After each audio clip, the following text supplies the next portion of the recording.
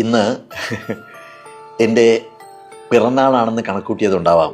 ഇന്നലെ different arts സെൻറ്ററിൻ്റെ ഡയറക്ടർമാരിൽ ഒരാളായ മോഹനേട്ടനെ നിങ്ങൾ വിളിക്കുന്ന മോഹൻകുമാർ, അദ്ദേഹം സിംഗപ്പൂരിലാണ്. പാസ് ഓഫ് ടൈം എന്ന പേരിൽ ഒരു കുറിപ്പ് എനിക്ക് വാട്സാപ്പിൽ അയച്ചു തന്നു. ഞാനത് എത്ര തവണ വായിച്ചു എന്ന് എനിക്ക് തന്നെ അറിയില്ല. ഞാനതിനൊന്ന് മലയാളീകരിച്ചൊരു പ്രിൻ്റ് എടുത്ത് ഇപ്പോൾ അതെൻ്റെ കയ്യിലുണ്ട്. വല്ലാതെ മനസ്സിൽ തട്ടിയ ഒരു എഴുത്താണിത്. ഒറ്റ നോട്ടത്തിൽ ഓർക്കുന്ന ചില കാര്യങ്ങൾ നിങ്ങളോടൊന്ന് പങ്കുവെക്കണമെന്ന് എനിക്ക് തോന്നി. പ്രായം മനസ്സിനെ തളർത്തുന്നു എന്നുണ്ടെങ്കിൽ ഇതൊന്ന് കേൾക്കുന്നത് നല്ലതാണ്. കാലം നമ്മളെ മായ്ച്ചു കളയുകയല്ല, നമ്മുടെ മനോഭാവത്തെ പതുക്കെ പതുക്കെ മാറ്റിമറിച്ചു കൊണ്ടിരിക്കുകയാണെന്ന് മനസ്സിലാക്കാൻ ഇതൊന്ന് ഓർമ്മയിൽ സൂക്ഷിക്കുന്നത് നല്ലതാണ്.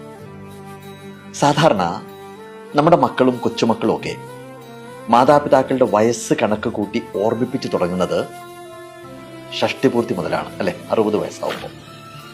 പിന്നെ സപ്തതി, അശീതി, നവതി, ആ ഓർമ്മപ്പെടുത്തൽ അങ്ങനെ തുറന്നുകൊണ്ടേയിരിക്കും. നിങ്ങൾക്ക് ഈ ഭൂമി വിട്ടുപോകാൻ ഇനി അധിക ദൂരമില്ല എന്നതിൻ്റെ ഓർമ്മിപ്പിക്കലാണത്. ഇനി ഞാൻ ഈ എഴുത്തിലേക്ക് വരാം. ഞാൻ ചില പോയിന്റ്സ് കുറിച്ച് വെച്ചിട്ടുണ്ട്. 60 വയസ്സ്, 60 ആവുമ്പോൾ ഒരാൾ അകൽച്ചയുടെ സൂക്ഷ്മത പതുക്കെ പതുക്കെ അനുഭവിച്ചു തുടങ്ങും. ഒരിക്കൽ അയാളുടെ ആശയങ്ങൾ കൊണ്ട് സജീവമായിരുന്ന മുറി, അയാളുടെ വീട് ഇപ്പോൾ അയാളുടെ അഭിപ്രായം ചോദിക്കേണ്ടാത്ത ഇടങ്ങളായിട്ട് തോന്നും. ഇതിനകത്ത് വിഷമിക്കാനൊന്നുമില്ല. അത് ജീവിതത്തിൻ്റെ ഒരു താളമാണ്. നമ്മുടെ സംഭാവനകൾ ഇത്രയും കാലം ആരുടെയൊക്കെയോ ഹൃദയങ്ങളിലും മനസ്സുകളിലും നാം പതിച്ചിട്ടതിൻ്റെ ബാക്കിപത്രമാണ് എന്ന് തിരിച്ചറിയേണ്ട കാലത്തിലേക്ക് നമ്മൾ കടന്നു എന്നർത്ഥം. അത്രയേ ഉള്ളൂ, അത്രയേ അതിന് കാണാവൂ. ഇനി 70 വയസ്സാണ്. 70 ആകുമ്പോഴേക്കും സമൂഹം തന്നെ മറന്നു പോകുന്നുണ്ടോ എന്ന് തോന്നി തുടങ്ങും.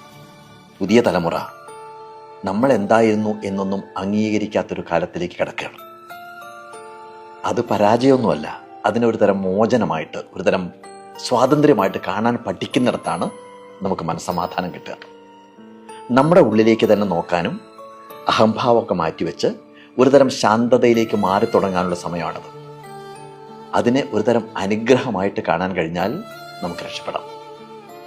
80 വയസ്സ്, 80ലേക്ക് എത്തുമ്പോൾ ഒപ്പമുണ്ടായിരുന്നവരെല്ലാം അവരുടെ തിരക്കിലൊക്കെ പെട്ട് കുറച്ചുകൂടി ഇങ്ങനെ അകന്നകന്ന് പോകുന്നതായിട്ട് അനുഭവപ്പെടും. മുഖവരുകളൊന്നും വേണ്ടാത്ത, അധികാരങ്ങളൊന്നും ഇല്ലാത്തൊരു കാലമാണിത്.